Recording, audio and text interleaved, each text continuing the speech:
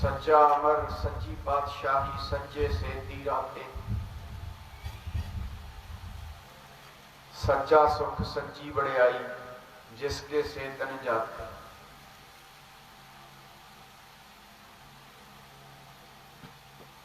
आओ गुरु रूप साध संगत नगर मेहरना खुर्द जिथे आपकी अज हर साल की तरह जुड़ बैठे हो दूसरे दीवान के लाहे लैन वास्ते।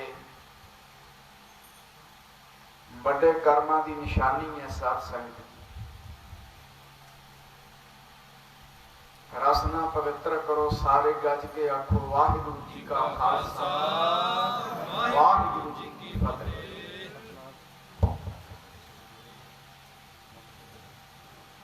ਸਾਰੇ ਮਾਈਕ ਵਗੈਰਾ ਆਵਾਜ਼ ਵੱਧ ਤੋਂ ਵੱਧ ਸਾਊਂਡ ਵਾਲਾ ਭਾਈ ਕਰ ਦੇਵੇ। ਬਾਰ-ਬਾਰ ਨਾ ਕਹਿਣਾ ਪਵੇ। ਇਕਾਗਰਤਾ ਨਾਲ ਸਾਰੇ ਬੈਠੋ। ਕਿਸੇ ਪ੍ਰਕਾਰ ਦਾ ਰੌਲੇ ਦੀ ਆਵਾਜ਼ ਨਾ ਆਵੇ। ਸਾਧ ਸੰਗਤ ਬੱਚਿਆਂ ਨੂੰ ਆਪੋ ਆਪਣੇ ਕੰਟਰੋਲ ਦੇ ਵਿੱਚ ਮਾਤਾਵਾਂ ਸਾਡੀਆਂ ਭੈਣਾਂ ਰੱਖਣ। ਬੜਭਾਗੀ ਹਰ ਸੰਗਤ ਪਾਵੈ ਭਾਗਹੀਨ ਭ੍ਰਮ ਚੋਟਾਂ ਖਾਵੈ। ਵੱਡਿਆਂ ਕਰਮਾਂ ਕਰਕੇ ਸਾਧ ਸੰਗਤ ਦੀ ਪ੍ਰਾਪਤੀ ਹੋਇਆ ਕਰਦੀ ਹੈ। ਹਰ ਕੀਰਤ ਸਾਧ ਸੰਗਤ ਹੈ ਸਿਰ ਕਰਮਣ ਕੈ ਕਰਮਾ। ਸਾਰਿਆਂ ਤੋਂ ਵੱਡਾ ਸ੍ਰੇਸ਼ਟ ਕਰਮ ਹੈ ਸਤਸੰਗ ਦੀ ਪ੍ਰਾਪਤੀ ਹੋ ਜਾਣੀ। ਗੁਰੂ ਅਰਜਨ ਸਾਹਿਬ ਪਾਤਸ਼ਾਹ ਕਹਿੰਦੇ ਨੇ ਸਰਬ ਧਰਮ ਮਹਿ ਸ੍ਰੇਸ਼ਟ ਧਰਮ ਹਰ ਕੋ ਨਾਮ ਜਪ ਨਿਰਮਲ ਕਰਮ। ਸਾਰਿਆਂ ਤੋਂ ਵੱਡਾ ਸ੍ਰੇਸ਼ਟ ਧਰਮ ਕਿਹੜਾ ਹੈ? ਹਰੀ ਪਰਮੇਸ਼ਰ ਦਾ ਨਾਮ ਜਪਣਾ ਸ੍ਰੇਸ਼ਟ ਧਰਮ ਹੈ ਸਾਧ ਸੰਗਤ। ਮਨੁੱਖ ਜਾਤ ਕਰਕੇ ਨੀਵਾਂ ਨਹੀਂ ਹੁੰਦਾ, ਕਰਮਾਂ ਕਰਕੇ ਨੀਚ ਗਿਣਿਆ ਜਾਂਦਾ ਹੈ। ਭਗਤ ਰਵਿਦਾਸ ਮਹਾਰਾਜ ਨੂੰ ਜਾਤ ਅਭਿਮਾਨੀ ਨੀਵੀਂ ਜਾਤੀ ਦਾ ਕਹਿੰਦੇ ਨੇ। ਭਗਤ ਰਵਿਦਾਸ ਮਹਾਰਾਜ ਨੇ ਤਾਂ ਕੋਈ ਆਪਣੀ ਜਾਤ ਵੀ ਨਹੀਂ ਛੁਪਾਈ। ਹਰ ਜਗ੍ਹਾ ਕਹਿ ਰਵਿਦਾਸ ਚਮਾਰਾ।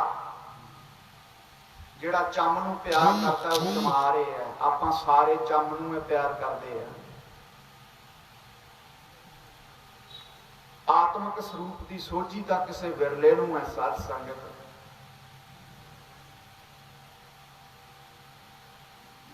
ਆਓ ਜਿੱਥੇ ਤੱਕ ਨਗਰ ਚ ਆਵਾਜ਼ ਜਾਂਦੀ ਹੈ ਸਾਰੇ ਰਲ ਮਿਲ ਕੇ ਜਦੋਂ ਕੋਈ ਏਦਾਂ ਦਾ ਸਮਾਗਮ ਧਾਰਮਿਕ ਸਮਾਗਮ ਹੋਵੇ ਉਦੋਂ ਪਾਰਟੀ ਬਾਜ਼ੀਆਂ ਧੜੇ ਬੰਦੀਆਂ, ਕਿਉਂਕਿ ਹਰ ਨਗਰਾਂ ਦੇ ਵਿੱਚ ਨੇ ਜਿਉਂਦੇ ਜਾਗਦੇ ਬੰਦਿਆਂ ਦੇ ਮਤਭੇਦ ਹੁੰਦੇ ਨੇ। ਇਹ ਮਤਭੇਦ ਉਦੋਂ ਮੁੱਕਦੇ ਆ ਜਦੋਂ ਚਾਰ ਭਾਈ ਚੁੱਕ ਕੇ ਕਾਨੀ ਲੱਗ ਕੇ ਕਬਰਾਂ 'ਚ ਲੈ ਜਾਂਦੇ। ਰੌਲਾ ਫੇਰ ਇਹ ਮੁੱਕਦਾ। ਉਹਨਾਂ ਸਮਾਂ ਰੌਲੇ ਗੌਲੇ ਚੱਲਦੇ ਰਹਿੰਦੇ ਆ ਸਾਧ ਸੰਗਤ। ਬੜਾ ਪਿਆਰ ਵਾਲਾ ਨਗਰ ਹੈ, ਭਾਵਨਾ ਸ਼ਰਧਾ ਵਾਲਾ ਨਗਰ ਹੈ।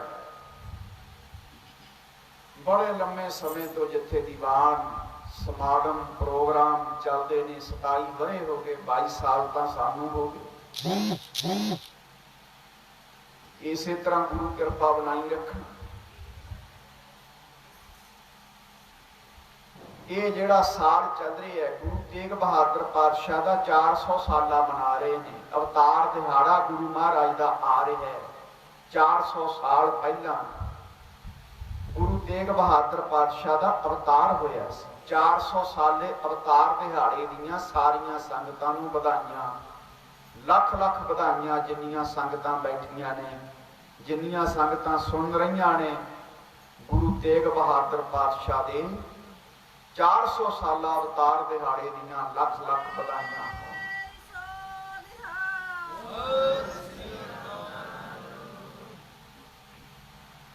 ਧੰਨ ਸੋ ਬੰਸ਼, ਧੰਨ ਸੋ ਪਿਤਾ, ਧੰਨ ਸੋ ਮਾਤਾ ਜਿਨ ਜਨ ਜਣੇ। ਜਿਨ੍ਹਾਂ ਸਾਸ ਗਰਾਸ ਧਿਆਇਆ ਮੇਰਾ ਹਰ ਜਨ, ਸੇ ਸਾਚੀ ਦਰਗਹਿ ਹਰ ਜਨ। ਉਹ ਸੇ ਸਾਚੀ ਦਰਗਹਿ ਹਰ ਜਨ ਜਣੇ, ਉਹ ਸਾਚੀ ਦਰਗਾਹ ਵਿੱਚ ਜਾਣੇ ਜਾਂਦੇ ਨੇ, ਉਹਨਾਂ ਨੂੰ ਮਾਣ ਮਿਲਦਾ ਹੈ। ਉਹ ਵੰਸ਼ ਧਨ ਹੈ, ਉਹ ਮਾਂ ਧਨ ਹੈ, ਉਹ ਪਿਤਾ ਧਨ ਹੈ ਜਿਹੜੇ ਐਸੇ ਸਤਿਪੁਰਸ਼ਾਂ ਨੂੰ ਜਨਮ ਦਿੰਦੇ। ਆਓ ਵਿਚਾਰ ਕਰੀਏ ਗੁਰੂ ਤੇਗ ਬਹਾਦਰ ਪਾਤਸ਼ਾਹ ਜਿਨ੍ਹਾਂ ਦੇ ਬਾਰੇ ਦਸਮ ਪਿਤਾ ਨੇ ਅਰਦਾਸ ਵਿੱਚ ਲਿਖ ਦਿੱਤਾ, ਤੇਗ ਬਹਾਦਰ ਸਿਮਰੀਐ ਕਰ ਨੌ ਨਿਧ ਆਵੈ ਧਾਏ। ਜਿਹੜਾ ਤੇਗ ਬਹਾਦਰ ਦੇ ਨਾਮ ਨੂੰ ਸਿਮਰੇਗਾ ਰਿੱਧੀਆਂ ਸਿੱਧੀਆਂ ਨਿਧੀਆਂ ਸਾਰੇ ਖਜ਼ਾਨੇ ਉਹਦੇ ਘਰੇ ਆ ਜਾਣਗੇ। क्योंकि 10 गुरु शरीर धारण करके आए, 11वें गुरु ग्रंथ साहब के लड़ सानू ला के सतगुरु चले गए। कई कहते असीं रब के दर्शन करने ने। गुरु ग्रंथ साहब की है? रब्बे है। बोलिया देखने वाली तेरी अख नहीं, पर रब तेथों वख नहीं, साडी भावना नहीं बनती। जागदी जोत मन के मत्था नहीं टेकदे। गुरु ग्रंथ साहब महाराज रब्बे है, होर रब कित्थे लभांगे? आ रब की हजूरी च ही बैठे हैं सारे। आओ विचार ते साध संगत, गुरु रामदास पातशाह दे तो सोढियां दे कोले गुरगद्दी आई है। पहले जामे च बेदियां दे कोले गुरु दा गद्दी सी, दूजे जामे च गुरु अंगद देव त्रेहण वंश, जिहड़ी त्रेहण वंश है ये रामचंद्र जी का छोटा भरा होया ना लक्ष्मण, ओदा तख नामी पुत्र होया, ओ तो चली है। फिर तीसरे पातशाह भल्लियां दी वंश चों होए ने। ये भल्ले रामचंद्र जी का भरा जिहड़ा भरत होया उत्थों चली है वंश। सोढी वंश, बेदी वंश, ये लहू के कशु तो चलियां ने, जिहड़े रामचंद्र के सुपुत्र होए ने। ये 10वें ग्रंथ दे विच सारा प्रसंग दत्ता होया है। कई बड़ी नफरत करते हैं इस गल नूं। लहू ते कशु कोई आम नहीं सी, बड़े सूरवीर ते बड़ी योधे होए है। अपने पिता नूं हरा दिता सी लहू कशु ने, पर खालसा किहदा वंशज है? फिर सवाल पैदा होता है। सोढी ते बेदी लहू कशु की वंश है, ते खालसा किहदा वंशज है?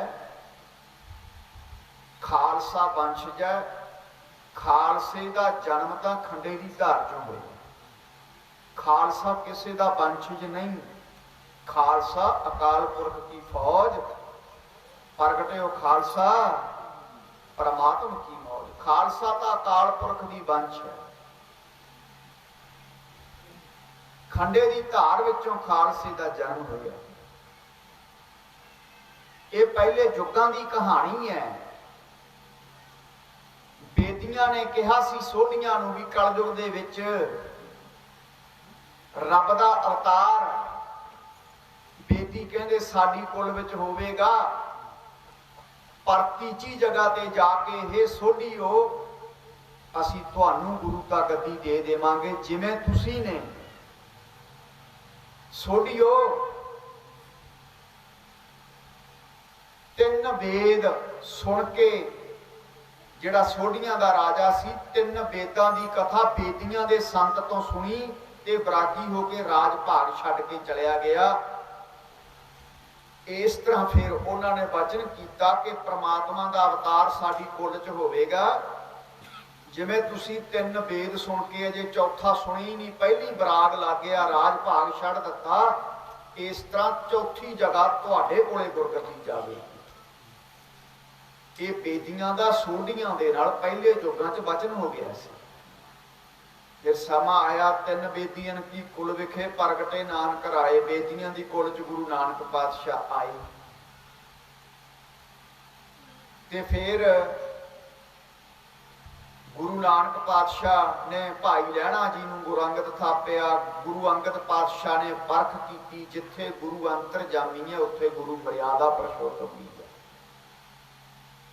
परख की, परख के गुरता गद्दी दिती गुरु अमरदास ने। भले अमरदास गुण तेरे तेरी उपमा तोहे बन आवे, जिन्हां दे बारे भट्ट कहंदे। फिर गुरु अमरदास पातशाह ने परख के, गुरु अमरदास पातशाह दे 4 बच्चे सी, 2 सपुत्रियां 2 सपुत्र, सारियां नूं परखिया। 2 अगे जमाई हो गए, 2 दमाद रामा ते रामदास जी। परख के गुरता गद्दी रामदास जी नूं दे दित्ती। जा कह दिता जाओ गोविंदवाल साहबे वचन कीता, साडे तो बाद अमृतसर तुसीं जाओ, शहर बसाओ, नगर बसाओ। ये रामदासपुर पहला चक रामदासपुर आख्या जांदा सी। अमृतसर का पहला नाम चक रामदासपुर सी। किने वसाया? गुरु रामदास पातशाह ने। गुरु रामदास पातशाह दे 3 साहिबजादे होए है। बड़े पिरथी चंद, छोटे महादेव, सारियां तो छोटे गुरु अर्जन पातशाह, जिन्हां दे बारे भट्ट कहंदे ने, हे गुरु अर्जन देव सच्चे पातशाह, तै जन्मत गुरमत ब्रह्म पछाणे हो। तुसी तां जमदे ही ब्रह्म हो, तुसी तां जमदे ही ब्रह्म ज्ञानी। गुर अर्जन प्रतख हर, प्रतख हरि गुरु अर्जन पातशाह नूं कह दिता भट्टां ने। भट्टां ने अपनी बाणी च गुरुआं दी उस्तति कीती है ते गुरुआं ने अपनी बाणी च अकाल पुरख दी वडियाई कीती है। गुरुआं ते अकाल पुरख दे विच कोई फर्क नहीं। जदों सृष्टि दी रचना हुई, जदों संसार दी रचना हुई, उदों अकाल पुरख ने जिहड़े 3 वड्डे देवते है ना, ब्रह्मा विष्णु ते शिव, इन्हां तिन्नां दे नाल वचन कीता सी कि कलयुग दे विच मैं 10 जामे धारण करांगा, वखरे वखरे थां अवतार धारांगा, वखरे वखरे नां होणगे, पर जोत ते जुग ते कोई होवे। पहला जन्मा धारण कीता राय भोए की तलवंडी पाकिस्तान, जिन्हों अजकल ननकाना साहिब कहते। दूजा सराय नांगा, तीजा बासर के, चौथा चूना मंडी लाहौर, पंजवां गोइंदवाल साहिब, छेवां गुरु की बड़ाली। इस तरह साध संगत जी अवतार धारण कीते, बखरे बखरे नाम, बखरे बखरे थां, पर जोत ते जुग ते कोई है।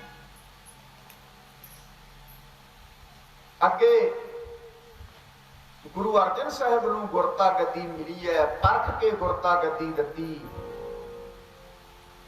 कबीर कसौटी राम की, झूठा टिके ना कोई, राम कसौटी सो है जो मर जीवा हो।